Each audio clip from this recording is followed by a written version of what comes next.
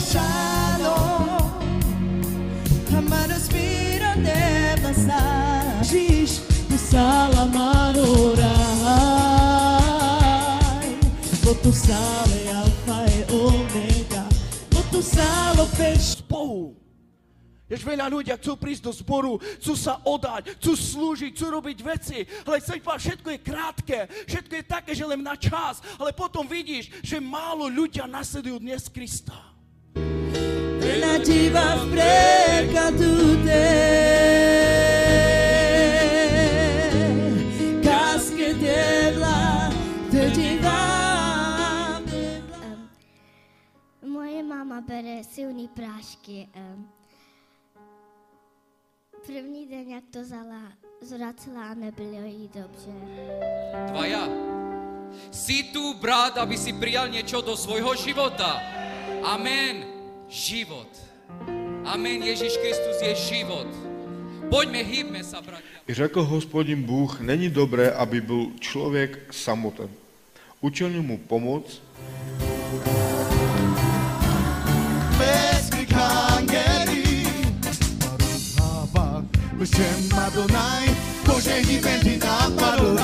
Odpověď na naše modlitby. To je odpověď na to, že se modlíme za naše děti, že vedeme naše děti ke Kristu a děti se sami rozhodly, že chtějí se stát mladými vojáky. To znamená, že... Pro mě to bylo silné, že jak se mám chovat, co mám dělat. Ale když mi to Bůh otevřel, já říkám za sebe, já jsem byl velmi šťastný, že znovu opět můžu jít dál, protože Bůh mi ukázal v našich životech, v naší domácnosti, v mojí rodině děje. A to jsou vztahy mezi námi rodiči a mezi dětmi. Speciálně se jedná o mýho syna Alexandra, kterýho už mám tak dlouho na srdci. Ale i o Lucinku samozřejmě. Já jsem velice rád a šťastný za to, že mladý, taková ta mladší generace, úžasný bratr a sestra, který slouží v mládeži, jsou vlastně uvolněni do té služby jako vedoucí mládeže. Trénujeme, pozbuzujeme je s Vilemem, on to má na starost. Starší sboru, můžete modlit se s námi. Halleluja.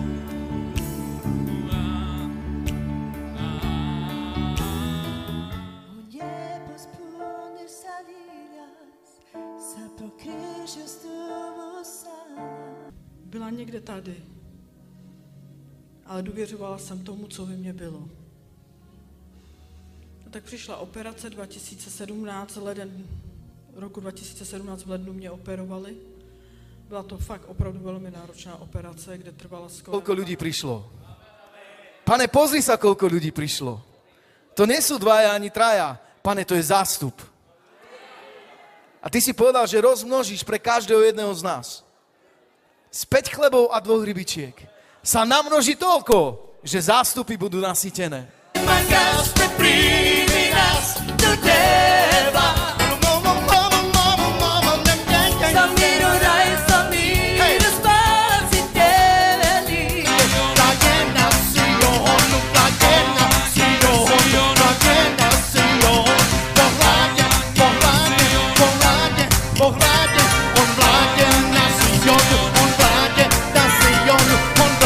Nepovedal som nič. Až potom som sa dozvedel, že manželka bola vedľa v izbe. Nechali sme ho dohovoriť, odišiel, potom sme sa zase modlili.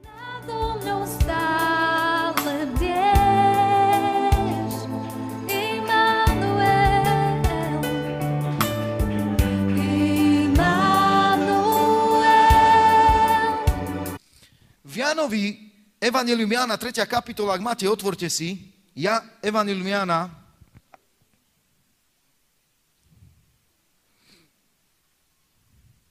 Jan 3:3.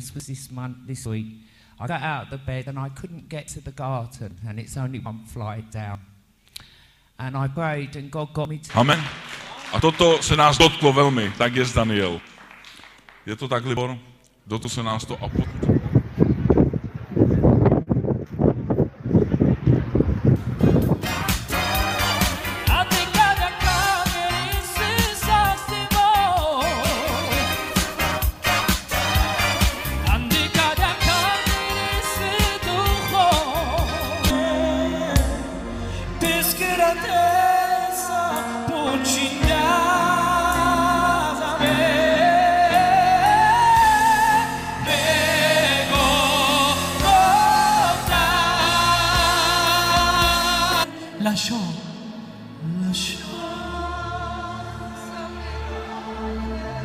Čirimila.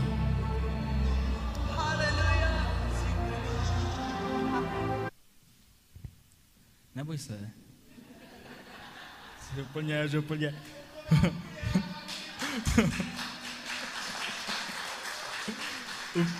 Úplně, že proč? Ne. On se mu už zeptal tam, že co, říkám, neboj se, důvěřuj mi. V roku 2013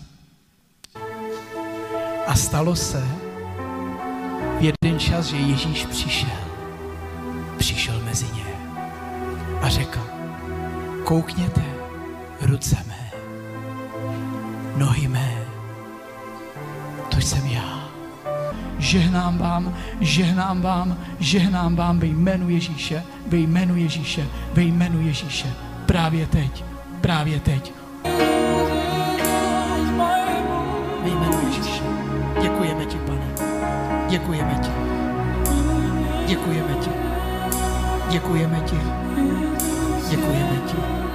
Ve jménu Ježíše. Prostě už tak je hodně nemocný. A když jsem volala, Bůh mi řekl, dcero, neboj se, věř, už jsem ho dostal z hodně nemoci, dostanu ho i z tady toho. A tak na základě slova Božího, já jsem stála ve víře a říkám, amen, Pane, já to přijímala jsem pokoj. A tento týden asi v pondělí nebo v úterý volal doktor. A já jsem se modlila takto, Bože, ať ten nádor není zhoubný. Já bych se s váma chtěla podělit, co se mi stalo tenhle týden. Protože to bylo něco hodně mocného pro mě. Není to ani nějak něco jako, že si třeba řeknete, že to není až tak úplně, ale ve mně prostě se něco strašně zlomilo a pro mě to znamenalo strašně moc. A to je tak všechno.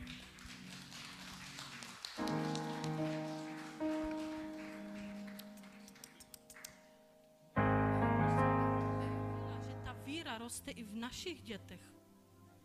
Že prostě lidi si myslí, že dají Bohu, oni dávají Bohu, co patří Bohu. To není, že my jsme tak dobří, Božená, protože ty to potřebuješ. My dáváme Bohu, co... Ať jsou také nejdříve vyzkoušení. A když se osvědčí, ať potom slouží. Jejich ženy, ať jsou právě tak ušlechtilé, ne klevetivé. Klevetivé pro nějaké jiné osoby jsou které pomlouvají a tak dále. Ale střípné a naprosto věrné. A znám ji mnoho let. My jsme známe dlouho. Ale... Jo. Nahoře je psáno, že se setkali andělé i zlí, i dobrý, bylo tam setkání, velké shromáždění a Bůh řekl, kdo mi svede tento národ. A jeden zlý se ozval já. Pán Ježíš Bůh předem věděl o svém synu, že ho pošle za nás. Přesně tak. Stojí mi po boku, ať se děje cokoliv. Je věrný. Haleluja. Ještě někdo další? Ještě něco dalšího vás napadá? Rozumí mi. Jak prostě se ho každý ptá, jak mají jako stát v té službě, co mají dělat a ptali se jeho. A já jsem úplně byla z toho nadšená. A i když jsem se možná cítila jako zmatená loď, ale Bůh mi dával.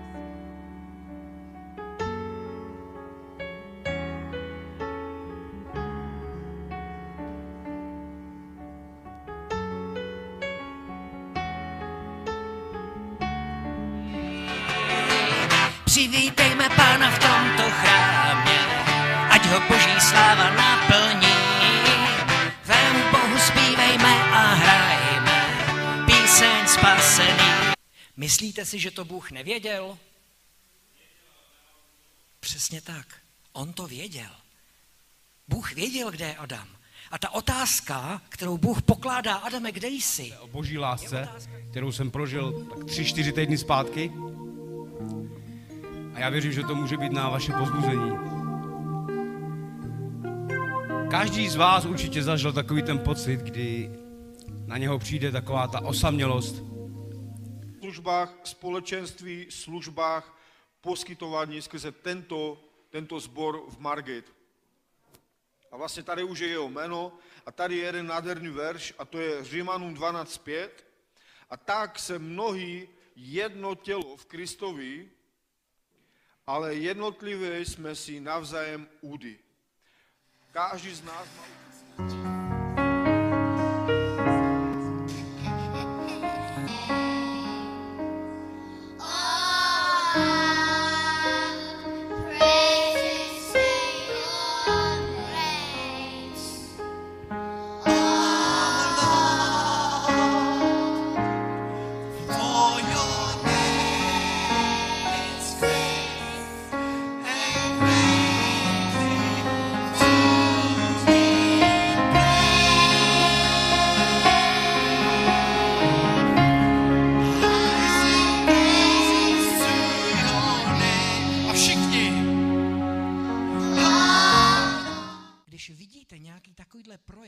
Boží moci.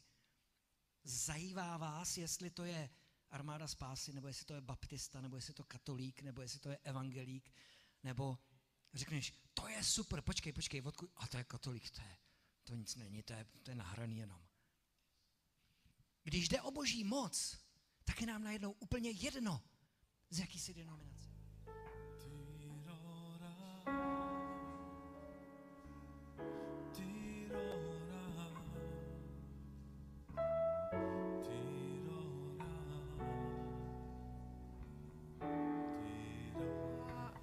Přestal jsem s krádeží a se špatnýma věcma, které jsem dělal ve starém životě. I have been imprisoned for more than 7 years. Starosti o své tělo. Ještě má starosti o finance. A ještě měl něco proti svým bratrům. No moment, to je problém tu. Protože Pan Ježíš řekl, Pán Bůh vás miluje. Na modlitební. A furt jsem měla takový, že je mi jenom 17, tam nemůžu jít, to je jenom pro dospělí. Pak jednou jsem to zkusila a už chodím každý týden a moc mi to otevřelo srdce i oči. Aby se stalo, co Bůh chce dneska. Bless you. Pokoj Boží všem. So we're gonna start with a verse. Začneme s veršem. 1 Thessalonians 5:17. První Tesalonice. Trust me, it will happen. Věřte mi, že se to stane. And if it doesn't, a když se to nestane, I know I'm a 13-year-old. Vím, že mi jenom je 13.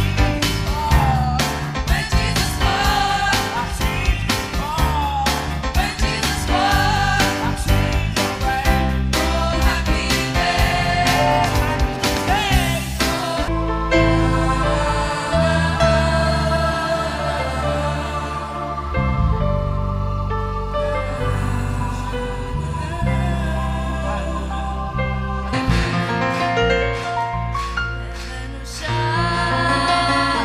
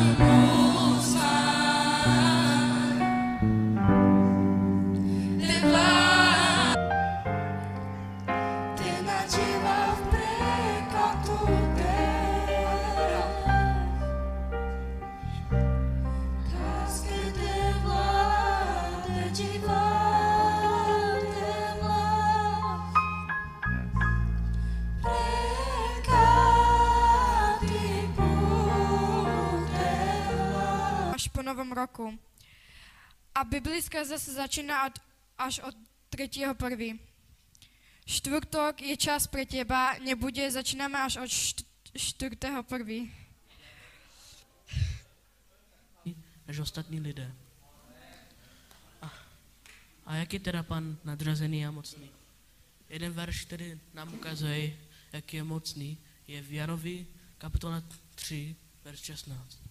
Velice významného v očích To je faraonovi. To je 3. kapitola, 11. verš až 12. Obrácený. To je správně? Toto? Já, to je 12.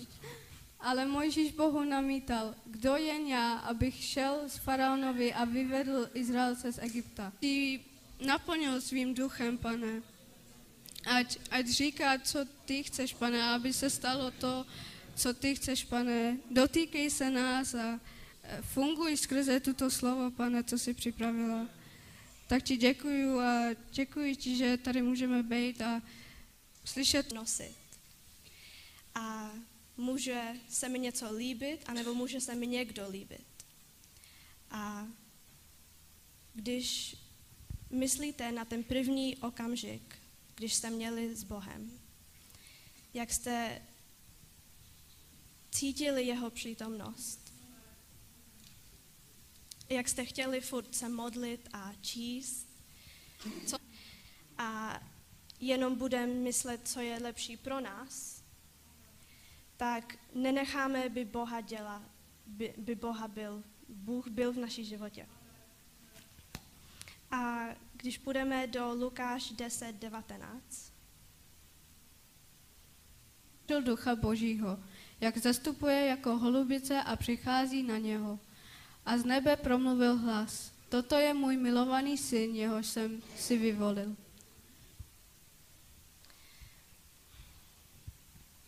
V jiných překladů tam říká, že Ježíš musí naplnit veškerou spravedlnost. Ježíš věděl, že musí zemřít pro nás. Chlapany. A tebe zpěvám žádný chvál. Můj Pán zpěvá žádný chvál. Můj Pán. Se stišili. Čas na zastavení, na zamyšlení, na připomínání toho pravého dárku. Na to, abychom si uvědomili, co skutečně Vánoce znamenají. A aby nám k tomu pomohli, tak pozvu sem děti. Buď zdravá, milosti zahrnutá. Pán s tebou. Ona se nad těmi slovy velmi zarazila a uvažovala, co ten pozdrav znamená. Anděl jí řekl, neboj se.